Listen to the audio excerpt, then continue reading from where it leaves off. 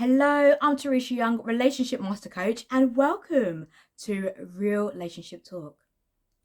Have you ever struggled to forgive somebody who has wronged you, who has deceived you, or mistreated you in some way, shape, or form?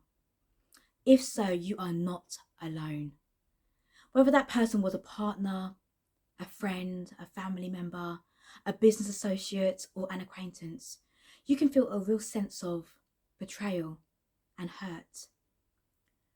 And if your intention is to rebuild the relationship with that person, time alone will not heal the relationship. Forgiveness must be offered. For today's question, I have been asked, how can I forgive my unfaithful partner? A year ago, I found out my husband was cheating on me after I found text messages in his phone between him and the other woman. I confronted him and he admitted to it. I was completely shocked, devastated, and heartbroken. I didn't see it coming. At the time, I was thinking, how could he do this to me? What did I do wrong? But we have children. How could he do this to the family? He pleaded with me not to end the relationship and that he was sorry. He didn't want to lose me and the children, and that this would never happen again. So we've stayed together. But it hasn't been easy. I still feel anger at times, resentment, and deep down, I'm having trouble forgiving him. He really hurt me and betrayed me. I feel so stuck. I don't want the relationship to end.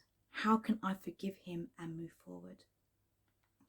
And that is such a great question because, as I mentioned before, so many of us have been there, and you've touched upon so many elements that would appear to be preventing you from forgiving your husband. And if I were working with you directly, I would firstly do a deep dive into understanding why you say you would not want the relationship to end and all of the reasons for this. Really unpack it, because I do feel that would give you a deeper sense of clarity and also an understanding about why you are feeling the way that you are feeling. I do relationship coaching with many couples who are also struggling with forgiveness for some reason. And I find that a lot of the time, the reason why they are in that situation is because there's a sense of loss that they are experiencing that keeps them stuck in that feeling and situation. Because it can be a real struggle to accept the truth of the situation. It's a huge reality check. There can be the loss of the illusion of that other person. And sometimes we even feel a loss within ourselves, like a piece has suddenly become missing. There can be a loss of trust, safety, sometimes even a feeling of loss, commitment, honesty, feelings of rejection, abandonment. How dare you do this to me? I don't deserve this. All of those questions will come up. And I hear you and I witness you. Forgiveness is key to moving forward. But let's get one thing straight. Forgiveness does not, however, wipe our memory. Okay? Sometimes you hear, oh, simply forgive and forget. It's not as easy as that. Forgiveness does not remove all of the consequences of the wrongdoing or condone the other person's behaviour and actions if you're feeling hurt by them. And also, forgiveness does not rebuild trust. That is a whole separate process in itself. But if you start the forgiveness process, trust can fall quite naturally into it. But there's a little bit more fine tuning when it comes to the trust process. Forgiveness is deciding to extend grace to the situation, to the person, and not demanding justice. And it is so important for healing, recovery, and moving forward. Forgiveness is about exchanging any toxic thoughts, feelings, emotions, and energies you are having about yourself, about the person, about the situation, for peace and compassion. It's about choosing to no longer carry the pain and the burden of the deception, to be able to free yourself, to move on mentally and emotionally. It's so much about taking care of you. It's about owning your happiness. It's about taking back your power in this situation, loving yourself, feeling good about yourself, despite the situation you are experiencing. And the first step that I do when I'm working with my clients who are experiencing forgiveness struggles is to work on self-forgiveness, because forgiveness also includes forgiving yourself. Because here's the thing, often what we seek in terms of what you might seem to be quite external, forgiveness of another person or the situation, it starts with ourselves. If we want to forgive, there's usually a self-forgiveness piece that needs to be firstly explored to release any feelings of blame, shame, regret for being deceived. Because as you said in your question, you said, what's wrong with me? So you may have all of those feelings that needs to be released.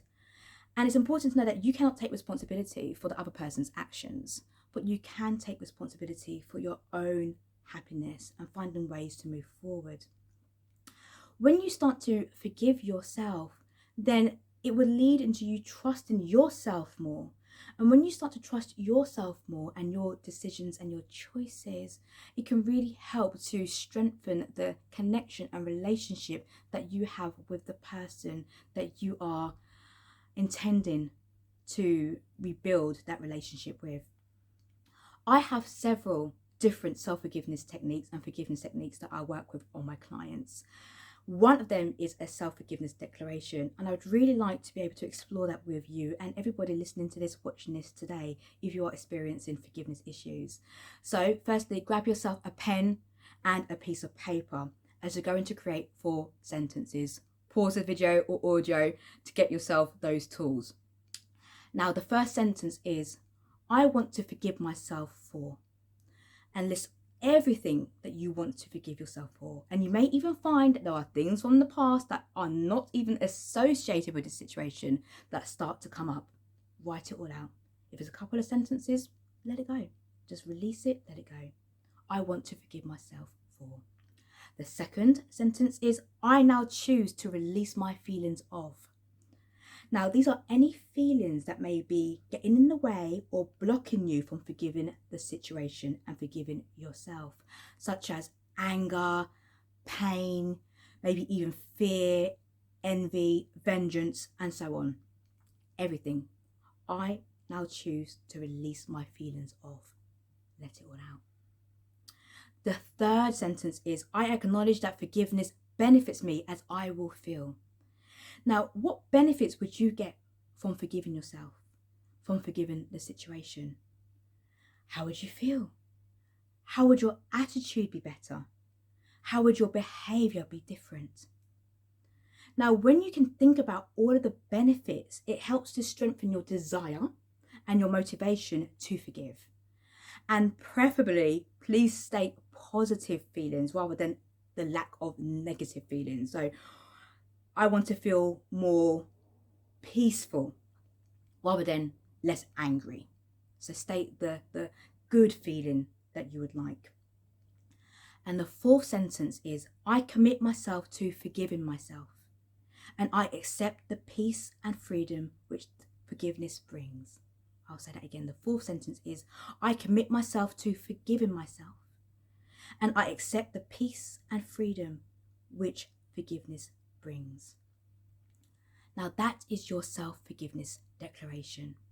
You can do this for 7 days, 21 days, 30 days, 63 days, because there's a lot of power behind 63 days, and at what times of the day that you will use it. I always recommend to say it at least 3 times, either out loud or quietly in your mind. And if it feels right to you, keep repeating the declaration for 5 or 10 minutes. You really have to connect with the words that you have used. And as you repeat the declaration, you may even notice that your feelings will change. So whereby you might have stated that you choose to release the feelings of anger, it may change to frustration. And that's okay. Change the wording because it really has to resonate with you. So just to conclude this, I want to say that forgiveness removes barriers. And if we do not allow ourselves to forgive, then the barriers remain. and our relationships will continue to be in a very tricky situation and strained. Healing requires the decision to forgive. If you forgive, it's only a matter of time before you heal. And forgiveness really opens up the door for sharing a deeper connection with somebody, for strengthening the relationship that you have with somebody, but most fundamentally, the relationship that you have with yourself. I trust this has been helpful for you. It's the first step, or one of many steps that you can take, but practice it. Practice the release process, because forgiveness, sometimes the word forgiveness doesn't even resonate with some people, but maybe releasing is a stronger word for you. Use a word in what resonates with you.